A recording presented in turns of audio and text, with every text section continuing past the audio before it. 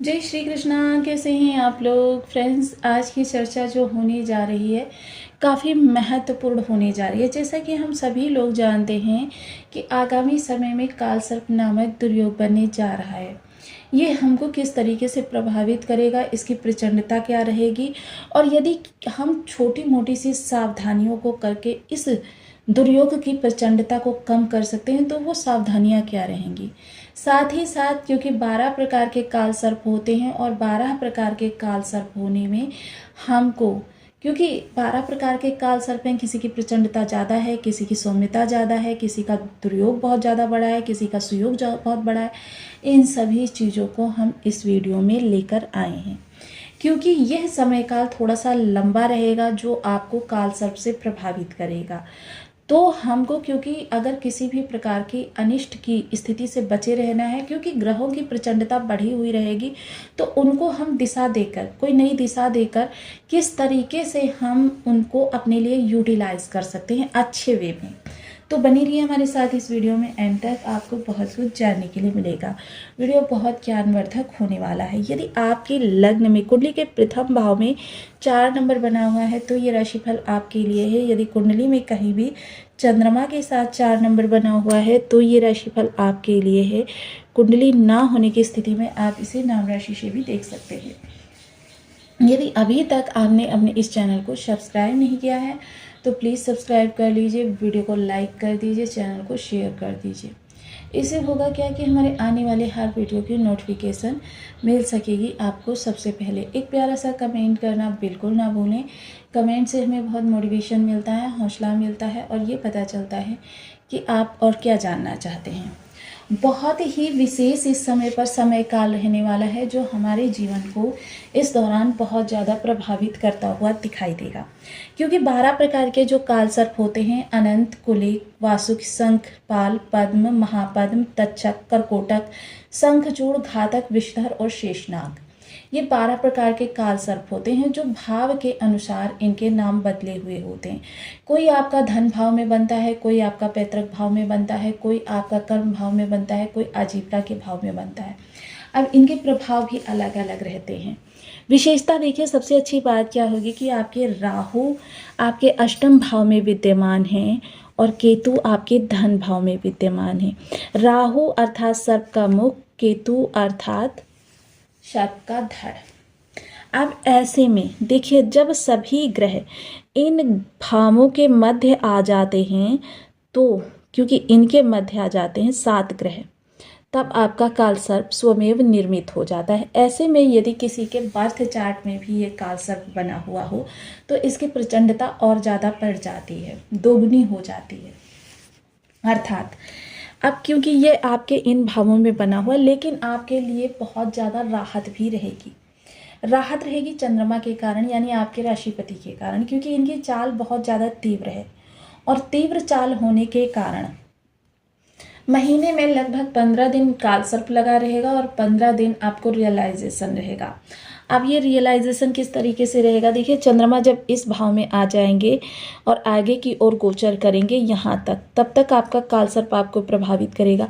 चंद्रमा जैसे ही निकलकर इस भाव में आएंगे, आपका काल सर्प दोष जो है आप उससे मुक्त हो जाएंगे। वहीं काल सर्प देखिए सभी के लिए, जैसे आपके लिए जो काल सर्प है वो कर्कोटक है, आपका काल सर्प कर्कोटक है और यह आपको जो प्रभावित करेगा।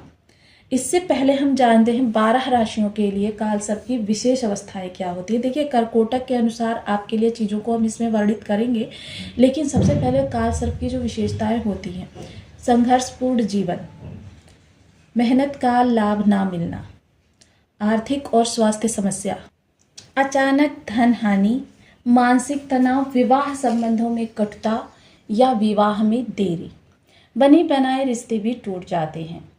लेकिन एक चीज़ का विशेष ध्यान रखिए, कटुता कितनी भी बढ़ जाए किसी भी रिश्ते के मध्य, लेकिन राहु कभी भी संबंध विच्छेद नहीं करवाते हैं, भ्रम उत्पन्न करते हैं, उसमें काफ़ी ज़्यादा जटिलता लेकर आते हैं, लेकिन आपके लिए।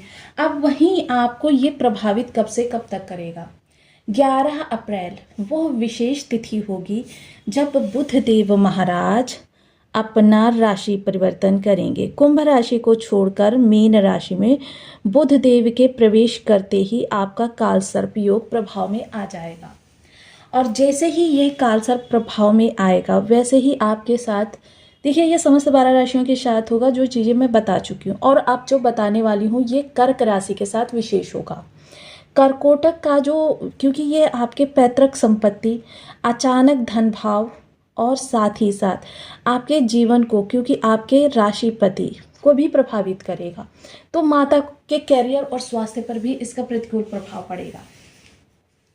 साथ ही साथ माता के साथ संबंध भी आपके थोड़े से कटु हो सकते हैं। इसको लेकर आपको बहुत ज़्यादा सतर्कता रखनी होगी। आप माता के प्रति शंका भी कर सकते हैं, उनके धन को लेकर उनके साथ शंका कर सकते हैं।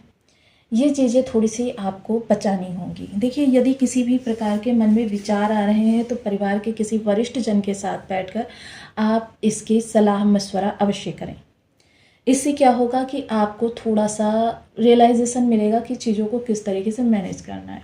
साथ ही साथ देखिए यह समय काल आपके किसी निर्णय लेने के लिए उपयुक्त नहीं है और ना ही किन्हीं फेरबदल के लिए उपयुक्त रहेगा। बेशक ये बीच बीच में चंद्रमा आपको इस काल सर्प से मुक्त करेंगे, लेकिन फिर भी आपको इसकी प्रचंडता को कम करके नहीं आंकना है। लेकिन हाँ, इसका आप सदुपयोग भी कर सकते हैं। देखिए ऐसे समय में जो भी कार्य कर रहे हैं उसमें यदि किसी प्रकार की आप प्लानिंग इंक्लूड करते हैं, नई प्लानिंग, ऐसी प्लानिंग जो आपके आसपास किसी ने ना की हो, फिर समझ लीजिए ये आपके लिए प्रचंडता जो है शुभ योग बनकर आपको प्राप्त होगी। आपके लिए वरदान सिद्ध हो जाएगा ये कालसर्प। तो इन चीज़ों का विशेष ध्यान रखें। साथ ही साथ एक चीज़, कर्कोटक जो है पैतृक संपत्ति संबंधी डिटेल्स में भी आपके लिए भ्रामक स्थिति उत्पन्न करेगा। इसलिए पैतृक संपत्ति संबंधी निर्णय के लिए आप कोई भी अभी महत्वपूर्ण डिसीजन ना लें। वाणी पर विशेष ध्यान रखें, क्योंकि जहाँ वाणी हमारी चीज़ों को बनाती है वहीं बिगाड़ती भी है। प्रोफेशनली इस समय बहुत सतर्क रहना है वाणी को लेकर। खान पान के लिए बहुत सतर्क रहें। साथ ही साथ अब शब्दों का प्रयोग करने वालों के लिए यह योग अपनी प्रचंडता को और ज़्यादा बढ़ा देता है।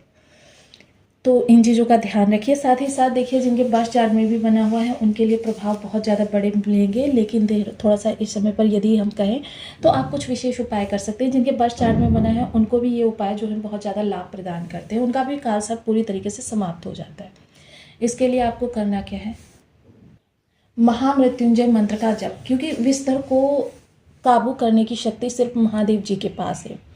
महामृत्युंजय मंत्र का नियमित रूप से जाप करना, इसकी माला आप स्वयं निर्धारित कर लीजिए और कम से कम 11 या 7 माला तो जरूर करें। लेकिन यदि समय का अभाव है तो आप 1, 2 या 5 माला अपने समयानुसार निर्धारित कर लीजिए। भगवान भोलेनाथ को चांदी के नाग नागिन बनवाकर सोमवार, शनिवार या फिर अमावस्या के दिन महामृत्युंजय मंत्र का जप करते हुए जब ये आप अर्पित करें तो आपको कम से कम 11 माला का जप करना है, या शिव सहस्त्र नाम का जप करते हुए भगवान भोलेनाथ जी को ये अर्पित करना है। आप देखेंगे कि आपके लाभ में बदल जाएगी ये हानि। आपका विष दोष जीवन भर आपको प्रभावित नहीं करेगा। साथ ही साथ एक उपाय और किया जा सकता है, राहु के बीज मंत्रों का जप 1.25 लाख की संख्या में करके उनका दशांश हवन, ब्राह्मणों को भोज, इतना यदि आप कर सकते हैं तो आपका कालसर्प दोष पूर्णतया मुक्त रहेंगे। आपको इस दौरान भी, क्योंकि प्रचंडता बढ़ी हुई रहेगी लेकिन शुभता से। तो आपको वीडियो कैसी लगी मुझे कमेंट बॉक्स में जरूर बताएं। चैनल पर न्यू है तो प्लीज़ वीडियो को लाइक, शेयर, चैनल को सब्सक्राइब करना बिल्कुल ना भूलें। मिलती हूँ नेक्स्ट वीडियो में, तब तक के लिए नमस्कार। अपना ध्यान रखें, स्वस्थ रहें, मस्त रहें।